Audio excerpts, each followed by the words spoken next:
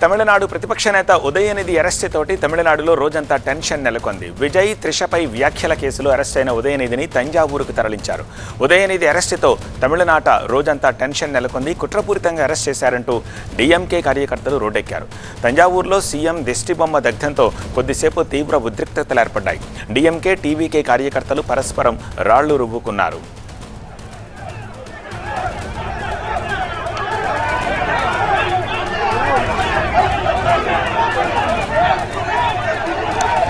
ఓవైపు రాష్ట్ర వ్యాప్తంగా ఆందోళనలు కొనసాగుతూ ఉండగానే ఉదయనిధి వేసిన అత్యవసర పిటిషన్పై మెడ్రాస్ హైకోర్టులో విచారణ జరిగింది. ఉదయనిధి స్టాలిన్ను విడుదల చేయాలని హైకోర్టు ఆదేశించింది. అసలు ఉదయనిధి చేసిన అభ్యంతరకర వ్యాఖ్యలేమిటో చెప్పాలంటూ హైకోర్టు ప్రశ్నించడంతో ఉదయనిధిని రిమాండ్ చేయలేదని అడ్వకేట్ జనరల్ హైకోర్టుకు వివరించారు. ఎఫ్ఐఆర్ నమోదైనందున పోలీసులు ప్రశ్నించి వదిలేస్తారని కోర్టుకు ఏజీ తెలిపారు. ఉదయనిధిని అరెస్ట్ చేయడం కాదు, మహిళల ప్రయోజనాలు కాపాడమే ప్రభుత్వ ఉద్దేశమని వివరించారు. దీంతో పోలీసులు ప్రశ్నించిన తర్వాత ఉదయనిధిని విడిచిపెట్టాలని హైకోర్టు ఆదేశించింది. పోలీసుల విచారణకు సహకరించాలని ఉదయనిధికి కూడా హైకోర్టు సూచించింది.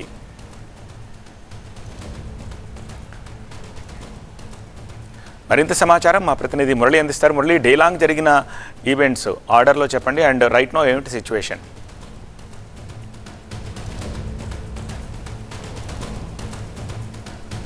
అంటే ఉదయనిధి స్టాలిన్ అరెస్ట్ చేస్తారని బయటకు సమాచారం రావడంతో పెద్ద ఎత్తున అక్కడికి డీఎంకే కార్యకర్తలందరూ కూడా నీలాంగరైలో ఉన్నటువంటి ఉదయనిధి స్టాలిన్ నివాసానికి చేరుకున్నారు. అయితే అదే ప్రాంతానికి టీవీకే కార్యకర్తలు కూడా చేరుకున్నారు.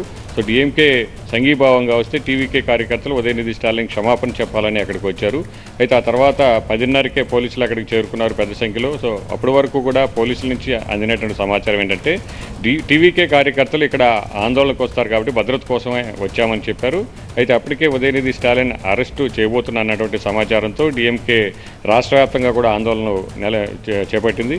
ఆ తర్వాత కొద్దిసేపటికే 11 గంటల ప్రాంతంలో ఉదయనిధి స్టాలిన్ను పోలీసులు అదుపులోకి తీసుకున్నారు. అప్పటికే హైకోర్టులో ఉన్నటువంటి ముందస్తు పిటిషన్ విచారణ జరుగుతుండగానే మధ్యాహ్నం వరకు కూడా అరెస్టు చేయకూడదని కోర్టు ఆదేశాలు ఉండగానే పోలీసులు అదుపులోకి తీసుకున్నారు. అక్కడి నుంచి తంజావూరు తరలిస్తుండగా మధ్యాహ్నం 2 గంటల ప్రాంతంలో విచారణ ప్రారంభమైంది. సో 2:45 ప్రాంతానికి కోర్టు తీర్పు వచ్చింది. సో బెయిల్ అంటే అరెస్టు చేయకూడదు, ఈ సాయంత్రం విచారణ తర్వాత విడిచిపెట్టాలని కూడా కోర్టు ఆదేశాలు ఉన్నాయి. అయితే మరి కాసేపట్లో అంటే మరొక గంట సేపట్లో తంజావూరుకు విజయ్ చేరుకోబోతున్నారు. ప్రస్తుతానికి పెరంబలూరు దాటి వెళుతూ ఉన్నారు.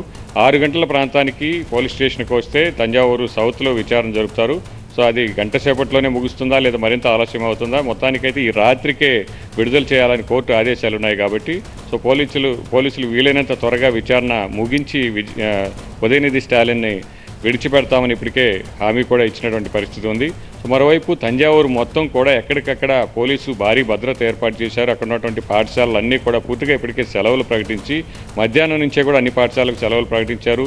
ఆ వెళ్లేటువంటి ప్రాంతంలో దుకాణాలను కూడా ముగించారు. దాదాపు ఐజీ సహా 10 మంది ఐపీఎస్ అధికారులు భద్రతా చర్యల్లో పాల్గొన్నారు. ఇప్పటికే ఉదయం నుంచి కూడా జరిగినటువంటి ఇరు వర్గాల వాదనలు అలాగే ఘర్షణలలో రాళ్లు చెప్పులతో విసురుకున్నటువంటి పరిస్థితి ఇటు టీవీకే డీఎంకే కార్యకర్తల మధ్య జరిగినటువంటి ఘర్షణలో. సో మరి కాసేపట్లో ఉదయనిధి స్టాలిన్ అక్కడికి చేరుకున్న తర్వాత మరింత ఘర్షణలు తలెత్తేటువంటి అవకాశం ఉంది కాబట్టి భారీగా ఎక్కడా కూడా జన సమీకరణ జరగకుండా పోలీసులు ముందస్తు జాగ్రత్త చర్యలు చేపడుతున్నారు. అయినప్పటికీ ఇప్పటికే డీఎంకే కార్యకర్తలు చాలా చోట్ల అంటే పోలీస్ స్టేషన్ సమీపానికి చేరుకున్నారు. ఉదయనిధి స్టాలిన్ వచ్చే సమయానికే పోలీస్ స్టేషన్ ముట్టడించేటువంటి అవకాశం ఉందన్నటువంటి సమాచారంతో మరింత భారీ బలగాలను అక్కడికి పోలీసులు రప్పించినట్టు మనకు తెలుస్తోంది. రైట్ మురళి.